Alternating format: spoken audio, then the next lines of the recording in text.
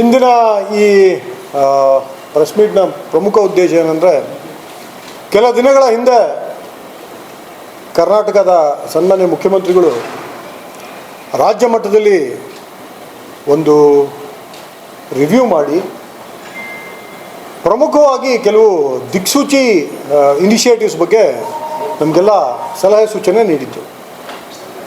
ಅವುಗಳಲ್ಲಿ ಪ್ರಮುಖವಾಗಿ ಈ ರೌಡಿ ನಿಗ್ರಹ ದಳದ ಒಂದು ಹೊಸ ಸ್ವರೂಪದಲ್ಲಿ ಅದನ್ನು ರಚಿಸುವುದು ಮತ್ತು ಅವುಗಳ ಒಂದು ಎಫೆಕ್ಟಿವ್ ಕಾರ್ಯಾಚರಣೆ, ಇದ್ರ ಬಗ್ಗೆ ಬಹಳ ವಿವರವಾದ ಚರ್ಚೆ ಆಯಿತು. ಅದೇ ಹಿನ್ನೆಲೆಯಲ್ಲಿ ನಮ್ಮ ಕರ್ನಾಟಕ ರಾಜ್ಯದ DG ಮತ್ತು IG ಅವರು ಸಹ ಇದ್ರ ಬಗ್ಗೆ ಬಹಳ ಡೀಟೇಲ್ ಆದ ರಿವ್ಯೂ ತೆಗೆದುಕೊಂಡು ಕೆಲವು ನಿರ್ದೇಶನಗಳನ್ನ ರಾಜ್ಯದ ಮಟ್ಟದಲ್ಲಿ ಎಲ್ಲ ಘಟಕಗಳಿಗೂ ನೀಡಿತ್ತು. ಈ ಹಿನ್ನೆಲೆಯಲ್ಲಿ ನಾವು ಒಂದು ಹೊಸ ಇನಿಷಿಯೇಟಿವ್ ತೆಗೆದುಕೊಂಡು ಈಗ ಬಳ್ಳಾರಿ ವಲಯದ 4 ಜಿಲ್ಲೆಗಳಲ್ಲಿ ಹೊಸದಾಗಿ ರೌಡಿ ನಿಗ್ರಹ ದಳಗಳನ್ನ ರಚಿಸಲಾಗಿದೆ. ಇದರ ಸ್ವರೂಪ ಹೇಗಿದೆ ಅಂದರೆ, ಎಲ್ಲೆಲ್ಲಿ ಪೊಲೀಸ್ ಇನ್ಸ್ಪೆಕ್ಟರ್ SHO ಇದ್ದಾರೆ ಅವರ ನೇತೃತ್ವದಲ್ಲಿ ರೌಡಿ ನಿಗ್ರಹ ದಳನ ರಚಿಸಲಾಗಿದೆ. ಹಾಗೆಯೇ ಎಲ್ಲಿ ಸಬ್ ಇನ್ಸ್ಪೆಕ್ಟರ್ ಅವರು SHOಗಳಾಗಿದ್ದಾರೆ, ಠಾಣಾಧಿಕಾರಿಗಳಾಗಿದ್ದಾರೆ, ಅಲ್ಲಿ ವೃತ್ತ ಮಟ್ಟದ ಸರ್ಕಲ್ ಇನ್ಸ್ಪೆಕ್ಟರ್ ನೇತೃತ್ವದಲ್ಲಿ ನಾವು ರೌಡಿ ನಿಗ್ರಹ ದಳ ನಾವು ರಚನೆ ಮಾಡಿದ್ದೇವೆ. ಇದರ ಭಾಗವಾಗಿ ಈಗಾಗಲೇ ಸಾಕಷ್ಟು ಆ್ಯಕ್ಟಿವಿಟಿಗಳು ಆಗಿತ್ತು. ನಾವು ಸತತವಾಗಿ ಒಂದು ವಾರದಿಂದ ನಮ್ಮ ರೌಡಿ ಪಟ್ಟಿಗಳಲ್ಲಿದ್ದ ಜನಗಳ ಡೇಟಾ ಅಪ್ಡೇಷನ್ನು, ಆಮೇಲೆ ಒಂದು ತಳಮಟ್ಟದಿಂದ ಇನ್ನೂ ರೌಡಿ ಶೀಟರ್ಸು ಓಪನಿಂಗ್ ಬಗ್ಗೆ ಹೊಸದಾಗಿ ಯಾವುದಾದ್ರು ಕನ್ವಿಕ್ಷನ್ ಆಗಿದೆಯಾ, ಹೊಸದಾಗಿ ಬಾಡಿ ಅಫೆನ್ಸ್ಗಳಾಗಿದೆಯಾ, ಬೇರೆ ಏನಾದರೂ ಚಟುವಟಿಕೆ ಇದೆಯಾ ನಮ್ಮ ವಲಯದಲ್ಲಿ ನಾವು ಬಹಳ ಸೂಕ್ಷ್ಮವಾಗಿ ಗಮನಿಸಿ ಈ ಕಂಪ್ಲೀಟ್ ಅಪ್ಡೇಟೆಡ್ ಡೇಟಾ ಇಟ್ಟುಕೊಂಡು ಈ ದಿನ ಬೆಳಗ್ಗೆ ಏಕಕಾಲಕ್ಕೆ 4 ಜಿಲ್ಲೆಗಳಲ್ಲಿ ನಾವು ಕೆಲವು ನಟೋರಿಯಸ್ ರೌಡಿ ಶೀಟರ್ಗಳ ಮನೆಗಳ ಮೇಲೆ ಏಕಕಾಲಕ್ಕೆ ನಾವು ಶೋಧ ಕಾರ್ಯಾಚರಣೆ ನಾವು ನಡೆಸಿದ್ದೇವೆ. ಇದರ ಡೀಟೇಲ್ಸ್ ತಮಗೆ ತಿಳಿಸ್ಬೇಕು ಅಂದರೆ, ಬಳ್ಳಾರಿ ಜಿಲ್ಲೆಯಲ್ಲಿ ಇಡೀ ಜಿಲ್ಲೆಯಾದ್ಯಂತ 104 ಮನೆಗಳ ಮೇಲೆ ಶೋಧ ಕಾರ್ಯಾಚರಣೆ ನಡೆದಿದೆ. ವಿಜಯನಗರ ಜಿಲ್ಲೆಯಲ್ಲಿ 106 ಮನೆಗಳ ಮೇಲೆ ಶೋಧ ಕಾರ್ಯಾಚರಣೆ ನಡೆದಿದೆ.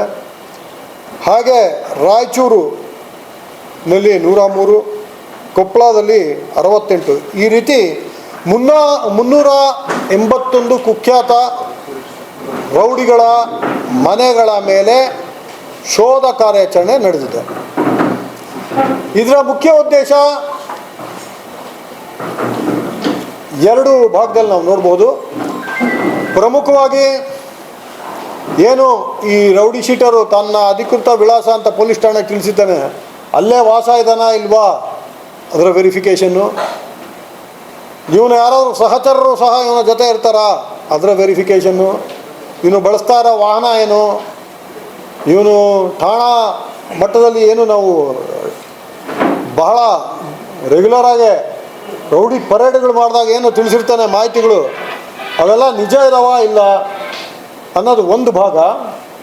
ಎರಡನೇ ಭಾಗ, ಏನಾದರೂ ಇನ್ಕ್ರಿಮಿನೇಟಿಂಗ್ ಆರ್ಟಿಕಲ್ಸ್ ಇದೆಯಾ, ಮನೇಲಿ ಏನಾದರೂ ವೆಪನ್ ಇಡ್ತಾನ, ಅಥವಾ ಮನೆಯಲ್ಲಿ ಬೇರೆ ಯಾರಾದರೂ ಸಾರ್ವಜನಿಕರಿಗೆ ತೊಂದರೆ ಕೊಡುವಂಥ ದಾಖಲಾತಿಗಳಾಗಲಿ, ಬೇರೆ ಈ ಥರದ್ದು ಏನಾದರೂ ಇನ್ಕ್ರಿಮಿನೇಟಿಂಗ್ ಆರ್ಟಿಕಲ್ಸ್ ಇದೆಯಾ, ಇದನ್ನು ನೋಡೋ ಒಂದು ವ್ಯವಸ್ಥೆ ಇದಾಗಿತ್ತು. ಈಗ ಬೆಳಿಗ್ಗೆ 5:30 ಸ್ಟಾರ್ಟ್ ಮಾಡಿ ಇನ್ನೂ ಹಲವಾರು ಜಾಗಗಳಲ್ಲಿ ನಡೀತಾ ಇದೆ. ಇನ್ನೂ ಇದು ಪೂರ್ಣ ಪ್ರಮಾಣದಲ್ಲಿ ಮುಗಿದಿಲ್ಲ. ಒಂದು ಪ್ರಮುಖವಾಗಿ ಮೆಜಾರಿಟಿ ಪ್ಲೇಸಸ್ನಲ್ಲಿ ಎಲ್ಲ 381 ಜಾಗಗಳಲ್ಲಿ ನಮಗೆ ಒಂದು 16 ಜಾಗಗಳು ಬಿಟ್ಟರೆ ಉಳಿದ ಎಲ್ಲ ಕಡೆ ಏನು ರೌಡಿ ಶೀಟರ್ಗಳು ನಮಗೆ ಇದ್ದಿದ್ದ ಮಾಹಿತಿ ಇದ್ದಿದ್ದ ಮನೆಗಳಲ್ಲೇ ಸಿಕ್ಕಿದ್ದಾರೆ. ಅಲ್ಲಿ ಇವತ್ತು ನಾವು ತಪಾಸಣೆ ಮಾಡಬೇಕಾದ್ರೆ ಸಿಕ್ಕಿದ್ದಾರೆ. 13 ಜನ ಮೃತರಾಗಿದ್ದಾರೆ ರೀಸೆಂಟಾಗಿ. ಲಾಸ್ಟ್ ನಾವು ಪರೇಡ್ ಮಾಡಿದಾಗೂ ಇವಾಗೂ ಆ ವಿಳಾಸಗಳಲ್ಲಿ ಇದ್ದ ರೌಡಿ ಶೀಟರ್ಗಳು 13 ಜನ ಮೃತ ಹೊಂದಿದ್ದಾರೆ. ಸೊ ಹೇಳ್ತೀನಿ, ನಾನು ಎಕ್ಸ್ಪ್ಲೇನ್ ಮಾಡ್ತೀನಿ. ಲೆಟ್ ಮಿ ಕಂಪ್ಲೀಟ್ ನಾನು ಮುಗಿಸ್ತೀನಿ, ಆಮೇಲೆ ತಮ್ದು ಏನಾದರೂ ಪ್ರಶ್ನೆ ಕೇಳಿ, ನೋ ಪ್ರಾಬ್ಲಮ್. ಸೊ ಇಷ್ಟು ಮಾಹಿತಿ ಬಂದಿದೆ. ಬಳ್ಳಾರಿ ಜಿಲ್ಲೆಯಲ್ಲಿ ಒಂದು ಕಡೆ ನಮಗೆ ಒಂದು ರೈಫಲ್ ಮಾದರಿಯ ಒಂದು ವೆಪನ್ನ ನಮ್ಮ ತಂಡ ಹೆಚ್ಚಿನ ತಪಾಸಣೆಗಾಗಿ ಸೀಸ್ ಮಾಡಿದ್ದಾರೆ. ಅದೇನು ಫೈರ್ ಆರ್ಮಾ, ಏರ್ ಗನ್ನ, ಏನು ಮೇಲ್ನೋಟಕ್ಕೆ ಇನ್ನೂ ಅದು ಕ್ಲಿಯರ್ ಕಟ್ಟಾಗಿ ಗೊತ್ತಾಗ್ತಾ ಇಲ್ಲ. ಏರ್ ಗನ್ ಟೈಪ್ ಇದೆ, but we want to be sure. ಯಾಕೆ ಈ ಮನುಷ್ಯ ಅದನ್ನು ಏನಕ್ಕೆ ಬಳಸ್ತಿದ್ದ, ಇದು ಹೆಚ್ಚಿನ ತಪಾಸಣೆ ನಾವು ಮಾಡ್ತಾ ಇದ್ದೇವೆ. ಕೆಲವು ಕಡೆ ಅವನಿಗೆ ಅಗತ್ಯವಿಲ್ಲದಿದ್ದ ಕೆಲವು ಡಾಕ್ಯುಮೆಂಟ್ಗಳು ಕೆಲವು ಮನೆಗಳಲ್ಲಿ ಸಿಕ್ಕಾಕೊಂಡಿದೆ. ಅಂದರೆ ಈ ಸೀಸಿಂಗ್ ಏಜೆಂಟ್ ಟೈಪ್ನವರು ಯಾರ್ದೋ ಸಂಬಂಧ ಇಲ್ಲದಿದ್ದು ರಿಯಲ್ ಎಸ್ಟೇಟ್ ಡೀಲ್ಸ್ದು ಪೇಪರ್ಗಳು ಕೆಲವು ರೌಡಿಗಳ ಮನೆಯಲ್ಲಿ ಸಿಕ್ಕಾಕೊಂಡಿದೆ. ಅದರ ಬಗ್ಗೆ ಸಹ ನಮ್ಮ ಅಧಿಕಾರಿಗಳು ಬಹಳ ವಿವರವಾಗಿ ಈಗ ತಪಾಸಣೆ ಮಾಡ್ತಾರೆ, ಹೆಚ್ಚಿನ ತಾಂತ್ರಿಕ ವಿಚಾರಣೆ ಮಾಡ್ತಾರೆ. ಒಟ್ಟಾಗಿ ತಿಳಿಸ್ಬೇಕಂದ್ರೆ ಆಮೂಲಾಗ್ರವಾಗಿ ಏನು ಈ ರೌಡಿ ಚಟುವಟಿಕೆ ಇದೆ ಇದನ್ನು ಸಂಪೂರ್ಣ ನಿಯಂತ್ರಣದಲ್ಲಿಡೋದು ನಮ್ಮ ಉದ್ದೇಶ. ಹಾಗಂತ ಎಲ್ಲ ಯಾರು ರೌಡಿಗಳೇ ಇಲ್ಲ ನಮ್ಮ ವಲಯದಲ್ಲಿ ಅಂತ ನಾನು ಹೇಳ್ತಾ ಇಲ್ಲ. ನಮ್ಮ ವಲಯದಲ್ಲಿ ಹೆಚ್ಚಿನ ಸಂಖ್ಯೆಯಲ್ಲೇ ರೌಡಿಗಳಿದ್ದಾರೆ. ನಾವು ಇಲಾಖೆ ಬಹಳ ಈಗ ಝೀರೋ ಟಾಲರೆನ್ಸ್ ಪೊಲೀಸಿಂಗ್ ಮಾಡ್ತಾ ಇರೋದ್ರಿಂದ, ಸಾಕಷ್ಟು ಸಂಖ್ಯೆಯಲ್ಲಿ ನಾವು ಪರಿಷ್ಕರಣೆ ಮಾಡಿರೋದ್ರಿಂದ ಒಟ್ಟು ವಲಯದಲ್ಲಿ 3814 ಜನನ ನಾವು ನಿಗಾವಣೆಯಲ್ಲಿಟ್ಟಿದ್ದೀವಿ ರೌಡಿ ಶೀಟರ್ಸ್ ಮೇಲೆ. ಜಿಲ್ಲಾವಾರು ತಮಗೆ ತಿಳಿಸ್ಬೇಕು ಅಂದರೆ ಬಳ್ಳಾರಿಯಲ್ಲಿ 664, ವಿಜಯನಗರದಲ್ಲಿ 633, ರಾಯಚೂರಿನಲ್ಲಿ 1560, ಕೊಪ್ಪಳದಲ್ಲಿ 954. ಈ ರೀತಿ ನಾವು ಹೇಳ್ತೀವಿ. ಇನ್ನೊಂದು ಸಲ ಹೇಳ್ತೀವಿ. ಬಳ್ಳಾರಿ 664, ವಿಜಯನಗರ 633, ರಾಯಚೂರು 1560, ಕೊಪ್ಪಳ 954. ಹಾಗೆ ಮುಂದುವರೆದು ಇದು ಸುಮ್ಮನೆ ಒಂದು ದಿವಸ ರೈಡ್ ಮಾಡಿದ್ವಿ, ಇವತ್ತೊಂದು ಪ್ರೆಸ್ ಮೀಟ್ ಮಾಡಿದ್ವಿ, ಬಿಟ್ಬಿಟ್ವಿ, ಈ ಥರ ಇಲ್ಲ. ಈಗ ಸನ್ಮಾನ್ಯ ಮುಖ್ಯಮಂತ್ರಿಗಳ ಆಶಯನು ಇದು 365 days 24/7 ಈ ರೌಡಿ ನಿಗ್ರಹ ದಳಗಳು ಕೆಲಸ ಮಾಡಬೇಕು ಅನ್ನೋ ಆಶಯ ಇದೆ. ಆ ನಿಟ್ಟಿನಲ್ಲಿ ನಾವೀಗ ನಮ್ಮ ಪಡೆಗಳನ್ನ ಸಂಪೂರ್ಣ ಸಶಕ್ತವಾಗಿ ಅವ್ರಿಗೆ ಏನೇನು ರಿಸೋರ್ಸಸ್ ಬೇಕಿತ್ತು ಅದನ್ನೆಲ್ಲ ಒದಗಿಸಿದ್ದೇವೆ. ಹಾಗಾಗಿ ಇದು ಲೇಯರ್ ಬೈ ಲೇಯರ್. ಇವತ್ತು ನೋಡಿ ಒಂದು ರಫ್ಲಿ 10% ಇವತ್ತಿನ ಸ್ಕ್ರೀನಿಂಗಲ್ಲಿ ಸಿಗಾಕೊಂಡಿದ್ದಾರೆ. ಒಂದು 381 ಅಂದರೆ 3814ರಲ್ಲಿ ರಫ್ಲಿ ಅಬೌಟ್ 10%. ಸೊ ಈ ಸ್ಕ್ರೀನಿಂಗ್ಗಳು ಕಂಟಿನ್ಯೂ ಆಗ್ತದೆ by order of the priority. ಯಾರು ಅತಿ ಹೆಚ್ಚು ಕ್ರೈಮ್ನಲ್ಲಿದ್ದರು, ರೀಸೆಂಟ್ ಕ್ರೈಮ್ನಲ್ಲಿದ್ದರು ಅಂಥವ್ರನ್ನ ಇವತ್ತು ಮುಟ್ಕೊಂಡಿದ್ದೀವಿ. ಈ ಕೆಲವು ವಯಸ್ಸಾಗಿರೋರು 5-6 ವರ್ಷದಿಂದ ಕೇಸ್ಗಳಿಲ್ಲ ಅಂಥವರೆಲ್ಲ ನಮ್ಮ ಪ್ರಿಯಾರಿಟಿಯಲ್ಲಿ ಕೆಳಗಿದ್ದಾರೆ. ಬಟ್ ಯಾರನ್ನೂ ಬಿಡಲ್ಲ. ಯಾವುದೇ ಒಬ್ಬ ರೌಡಿ ಓಹೋ ಇವತ್ತು ನಮ್ಮ ಮನೆಗೆ ಬಂದಿಲ್ಲ ನಾನು ಸೇಫ್ ಅನ್ನೋ ಭ್ರಮೆಯಲ್ಲಿದ್ದರೆ ಅವರು ಆ ಥರ ಒಂದು ಮಿಸ್ಕ್ಯಾಲ್ಕುಲೇಷನ್ನಲ್ಲಿರೋ ಅಗತ್ಯ ಇಲ್ಲ. ಪ್ರತಿಯೊಂದು ನಾವು ಈಗ ಮ್ಯಾಪ್ ಮಾಡಿದ್ದೇವೆ.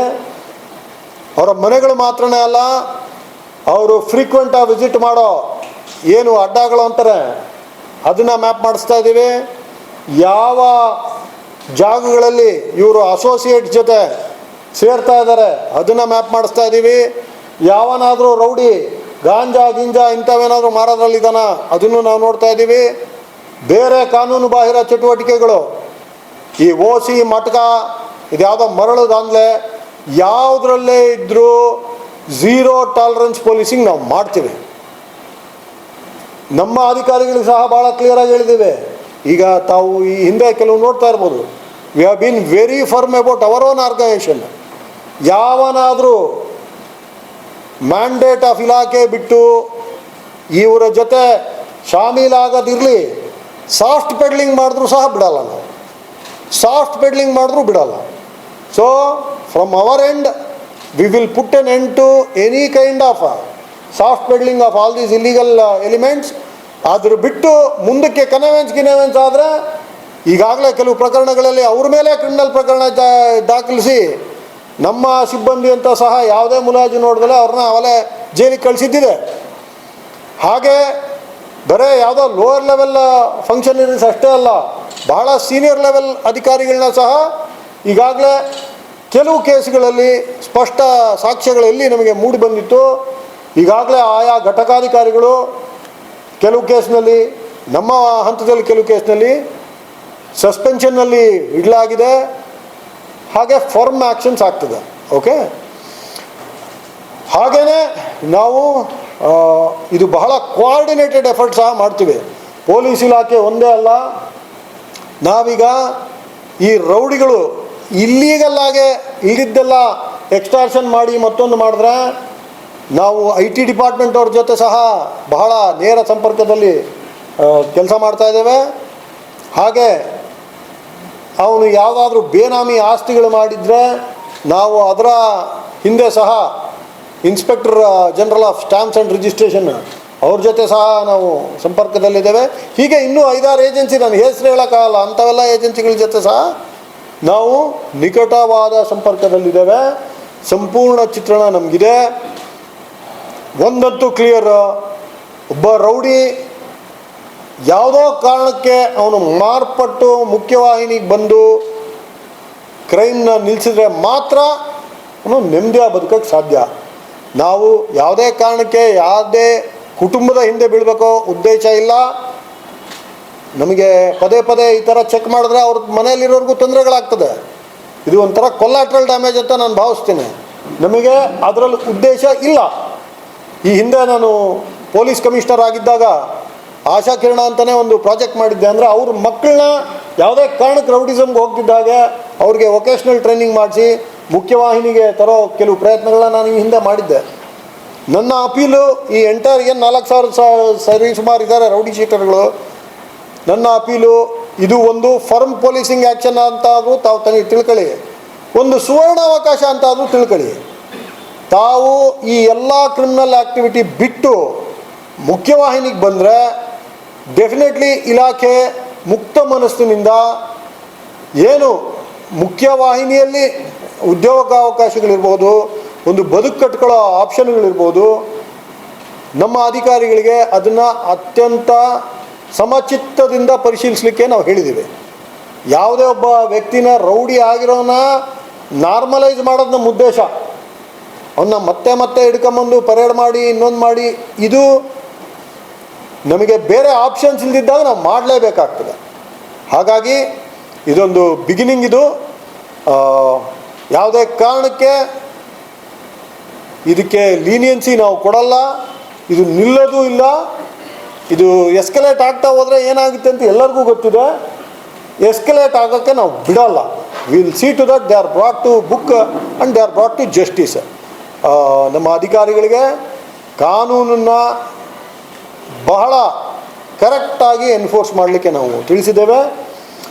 ಎಲ್ಲ ಘಟಕಾಧಿಕಾರಿಗಳು ಸಹ ಅವರ ಕಾನೂನು ಏನು ಸಮಾಲೋಚಕರಿದ್ದಾರೆ ಪ್ರತಿ ಜಿಲ್ಲೆಯಲ್ಲಿ ಅವರೊಂದಿಗೆ ಸಹ ಚರ್ಚಿಸಿ ಇದರ ಮುಂದುವರೆದ ಭಾಗವಾಗಿ ಟ್ರಯಲ್ ಮಾನಿಟ್ರಿಂಗ್ನ ಬಹಳ ಚುರುಕುಗೊಳಿಸಿದೆ. ನಾವು ಈ ರೌಡಿ ಶೀಟರ್ಗಳು ಈಗಾಗಲೇ ಯಾವ ಅಫೆನ್ಸ್ಗಳಲ್ಲಿದ್ದರೂ, ಯಾವ ಪೆಂಡಿಂಗ್ ಟ್ರಯಲ್ ಇದ್ದಾವೆ, ಈ ಏನು ರೌಡಿ ನಿಗ್ರಹ ದಳಗಳು ಆಗಿದ್ದಾವೆ, ಬರೀ ಈ ಥರ ಫಿಸಿಕಲಾಗಿ ಹಿಡ್ಕೊಂಬಂದು ಚೆಕ್ ಮಾಡೋದು ಇಲ್ಲಿ ನಿಲ್ಲಲ್ಲ. ಏನು ಕೋರ್ಟ್ಗಳಲ್ಲಿ ಪೆಂಡಿಂಗ್ ಟ್ರಯಲ್ ಕೇಸುಗಳಿದ್ದಾವೆ ಅದರಲ್ಲಿ ಈ ರೌಡಿ ನಿಗ್ರಹ ದಳದ ಸೀನಿಯರ್ ಆಫೀಸರ್ಸು ಆ ಟ್ರಯಲ್ಗಳನ್ನ ಬಹಳ ಹತ್ತಿರದಿಂದ ಮಾನಿಟ್ರ್ ಮಾಡ್ತಾರೆ. ಅದು ಸಾಕ್ಷಿಗಳ ಪ್ರೊಟೆಕ್ಷನ್ ಇರ್ಬೋದು, ಅವರ ಜೊತೆಗೆ ಪ್ರಾಪರಾದ ಸಮಾಲೋಚನೆ ಇರ್ಬೋದು. ಒಂದು ಮಾನ್ಯ ನ್ಯಾಯಾಲಯದ ಮುಂದೆ ಒಂದು ಸಮರ್ಥವಾದ ಒಂದು ಕೇಸ್ನ ಪ್ರೆಸೆಂಟ್ ಮಾಡಲಿಕ್ಕೆ ಏನೆಲ್ಲ ಅವಕಾಶಗಳಿದೆ, ಕಾನೂನುಬದ್ಧ ಅವಕಾಶಗಳನ್ನ ನಾವು ಬಳಸ್ಕೊಂಡು ಕನ್ವಿಕ್ಷನ್ ರೇಟ್ನ ಹೆಚ್ಚು ಮಾಡಬೇಕು ಅನ್ನೋ ಉದ್ದೇಶ ನಮ್ಮಲ್ಲಿದೆ. ಇಷ್ಟು ಮಾಹಿತಿ ನಾನು ತಮಗೆ ತಿಳಿಸ್ಬೇಕು ಅನ್ನೋ ಒಂದು ಉದ್ದೇಶದಿಂದ ತಮ್ಮನ್ನ ರಿಕ್ವೆಸ್ಟ್ ಮಾಡಿದ್ದೆ. ತಾವೆಲ್ಲ ಬಂದಿದ್ದೀರಾ. ತಮ್ಮದು ಏನು ಪ್ರಶ್ನೆಗಳಿದ್ರು ದಯಮಾಡಿ ಕೇಳಿ.